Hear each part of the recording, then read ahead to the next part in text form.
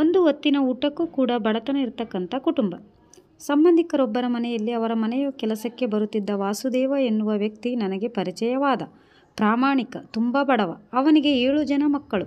ಊಟಕ್ಕೂ ಕೂಡ ಬಡತನ. ಯಾರು ಹಣ ನೀಡಿದರೂ ಸುಮ್ಮನೆ ತೆಗೆದುಕೊಳ್ಳುವ ವ್ಯಕ್ತಿ ಆತನಾಗಿರಲಿಲ್ಲ. ಒಂದೊಮ್ಮೆ ನಾನು ಬಲವಂತ ಮಾಡಿ 100 ರೂಪಾಯಿಯನ್ನು ಕೊಟ್ಟೆ. ಒಲ್ಲದ ಮನಸ್ಸಿನಿಂದಲೇ ತೆಗೆದುಕೊಂಡ. ಆತನ ಮಕ್ಕಳೆಲ್ಲರೂ ಹಸಿವಿನಿಂದ 3 ದಿನದಿಂದ ಊಟಕ್ಕಿಲ್ಲದೆ ಒದ್ದಾಡುತ್ತಿದ್ದರೆಂದು ತಿಳಿಯಿತು. ವಾಸುದೇವನ ಹೆಂಡತಿ ಕೂಡ ತೀರಿ ಹೋಗಿದ್ದರೂ ಆತ ಮತ್ತೊಂದು ಮದುವೆ ಆಗಿರಲಿಲ್ಲ ಎಂದು ತಿಳಿದು ಅವನ ಮೇಲೆ ಗೌರವ ಹೆಚ್ಚಿತು. ಆ ದಿನ ಅವನ ಮನೆಗೆ ಊಟವನ್ನು ತೆಗೆದುಕೊಂಡು ಹೋದೆ. ಆತ ಊಟವನ್ನು 2 ಭಾಗ ಮಾಡಿದ. ಒಂದು ಭಾಗ ಮನೆಯವರಿಗೆಲ್ಲ ನೀಡಿದ. 2ನೆಯ ಭಾಗವನ್ನು ಪಕ್ಕದಲ್ಲಿ ಚಿಕ್ಕದೊಂದು ಗೂಡನ್ನು ಕಟ್ಟಿಕೊಂಡು ಇದ್ದ ವ್ಯಕ್ತಿಗೆ ನೀಡಿದ.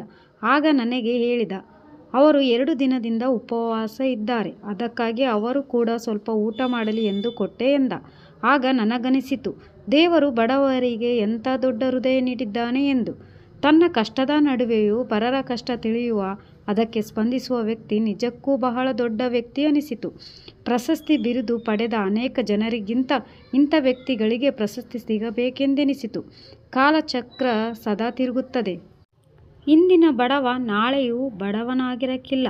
ಅದೇ ವಾಸುದೇವ ಇಂದು ಲಕ್ಷಾಧೀಶ್ವರ. ಈಗಲೂ ಆತ ತನ್ನ ಸಂಪಾದನೆಯಲ್ಲಿ ಕಷ್ಟದಲ್ಲಿದ್ದವರಿಗೆ ಸಹಾಯ ಮಾಡುತ್ತಾನೆ. ನೀವು ಮಾಡಿದ ಸಹಾಯ ಪುಣ್ಯಗಳು ನಿಮ್ಮನ್ನು ನಿಜವಾಗಿ ಕಾಯುವುದು ಎಂದು ಈ ಕಥೆಯ ಅರ್ಥ. ಈ ಕಥೆ ನಿಮಗೇನಾದರೂ ಇಷ್ಟವಾದರೆ ನನ್ನ ಚಾನಲ್ಗೆ ಲೈಕ್ ಮಾಡಿ, ಶೇರ್ ಮಾಡಿ, ಸಬ್ಸ್ಕ್ರೈಬ್ ಮಾಡಿ. ಪ್ಲೀಸ್ ಸಪೋರ್ಟ್ ಮಾಡಿ. Thanks for watching.